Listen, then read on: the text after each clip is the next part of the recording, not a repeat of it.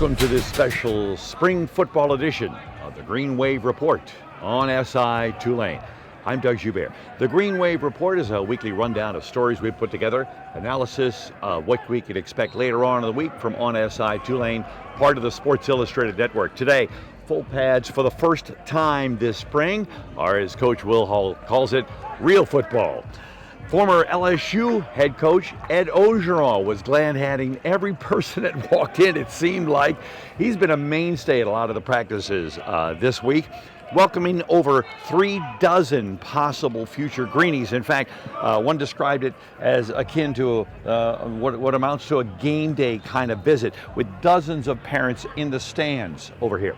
Full pads means a different feel, but not hard hits as of yet.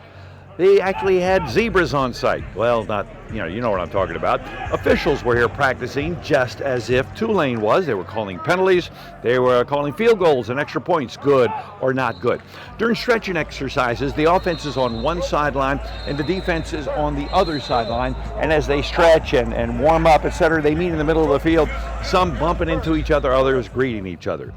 This time, instead of all the quarterbacks wearing red, only Caden Samanza and Zion Chris Gremion did so today. We'll have more in just a moment. Yeah, a lot of physicality, which is good to see. We've got a really tough team, tough program we love to hit. And excited to watch this tape today. It was our first time tackling. 4 days in, first day in full pads. So that'll be good to see who made some people miss, who also made some one-on-one tackles. Had some great competitive situations today, specifically with special teams. We did a beat the vice drill. It's always good to watch our guys compete, like who will rise to the occasion and then who will cower down. And boy, our guys, they love that. And that's the way they're trained. Credit to Colin Kenyon on that, and then the rest of our program. But excited to get in there and watch the tape, see who, when they knew the bullets were live, kept their eyes right. Because if your eyes are right at the snap, you've got a chance. But if you lose your mind and your eyes aren't even right, yeah, you saw some good, some bad on both sides. I thought the offense got a few, thought the defense got a few. It was good to get them in. The defense put in some of their pass rush fronts, which is good to see because we got to have guys that can get after the passer. When you got a lead in the fourth quarter, you have to have pass rush in order to finish the game. So that'll be good to evaluate and see how that went. And then offensively to see who, had their assignments and picked it up. I thought our backs, for the most part are willing in pass protection, which is something that you don't always see great, this day and age. But I think Coach Hayes does a good job coaching that, and I think they're physical, so that was good to see. And our defense is a deny-the-ball defense, so they make it really hard on you on third and medium. And I thought there was some good back and forth. Yeah, so Caden and Zion have played a ton of college football. The other guys haven't. You know what I mean? Like, they've never, Caden and Zion have got, double-digit starts in college football. These other four, are really good players. That's why we recruited them. They were all great high school players, but, Jay and Cade are redshirt freshmen that haven't played in a long time. Trace is a true freshman. And then Dagan is a redshirt sophomore that hasn't played in a long time. So I wanted to give them the opportunity to be live and play football because it also allows them to run. A lot of them are really good athletes, and it allows them to use their athleticism to their advantage to show their teammates and their coaches what all they can do when it is live.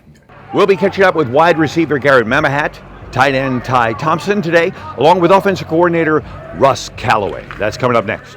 Yeah, ultimately, I grew up a coach's kid, and I learned at an early age. Experiences are great. Being at quote unquote big time programs and earn your way up through the ranks, whatever. But at the end of the day, you want to be around great people, and Will Hall is that, and not just Will, but our staff and our kids. I do think growing up a coach's kid, I'm immune to some of the stuff that comes with college coaching. I'm just used to it. I don't know much different, to be honest with you, but I do think some of the places I've been have prepared me to, go through tough times, go through the ups and the downs, whether it be in recruiting, whether it be in season. I think I'm extremely fortunate to have been where I've been with such great people that have led me to where I am today.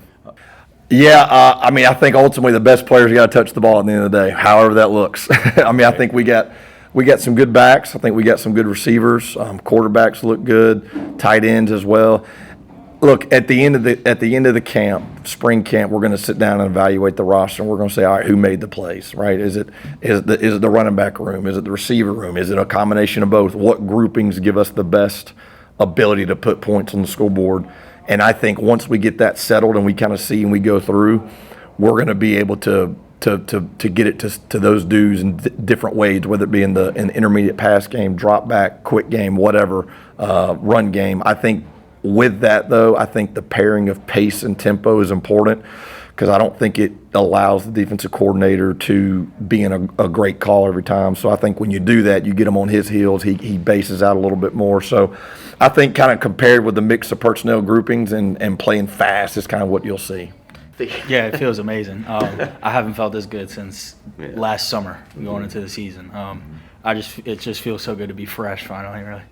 Yeah, I mean, ever since I met him when he was with the wide receivers last year, he's amazing, amazing person, loves you so much. His relationship with God, he taught me so much about my faith, especially when I was going through everything I was going through, and it just helped me so much as a person. And I can't thank him enough. I was so happy when he was our head coach. It's faster pace, a lot more RPOs, but I mean, every offense kind of, when you get to this level, is kind of similar regarding the concepts and stuff. But I mean, we all love it. I mean, it's get the ball to the wide receivers, skilled players, getting a lot of throws, and getting the chance to have a ball in our hands.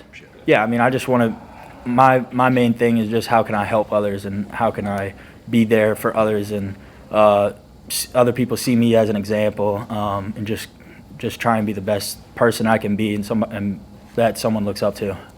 Process. Yeah, man, a lot. I try my best not to say poor me because that's the wrong mindset to have. Obviously this path that we're on, everything that happens is for a reason. You grow through what you go through, but that level of just adversity is kind of obviously it hit me hard and it brought me down for a second. But I tried my best and leaned on my people, leaned on my faith to keep a positive mindset and just grow from it. Yeah, I had a full off season to just get swole, so I'm happy about that. How about that? This is looking good. Is that to help you blocking also? Yeah, you got to weigh a certain amount to be able to take care of those guys in the box and look the part to be able to possibly play the next level. So it just kind of helps out both. Yeah. Are you seeing that here too? Oh yeah. I feel like the tight end's just an extension of the passing game and the run game.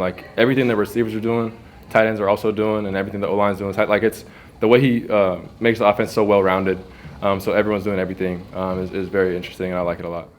I think we're very multiple. I think we can do a lot of things with a lot of people. We're spreading the ball out a lot more. We're scheming things up differently in the run and the pass game. It's just a little bit of a change from last year. Kicking game about the same as what we've seen so far this spring, except it was just in full pads. The guy expected to be competing for kicker next year, St. Martin's Cooper Helmke, is still walking around in shirts and shorts, not in any uniform, hoping to be ready for the fall. We hope you've enjoyed this special spring football edition of the Green Wave Report from On SI Tulane. Football is off until Tuesday. We'll return with our regular edition of the Green Wave Report on Monday. Please subscribe and comment as much as you want. I'm Doug Joubert. We'll see you on Monday.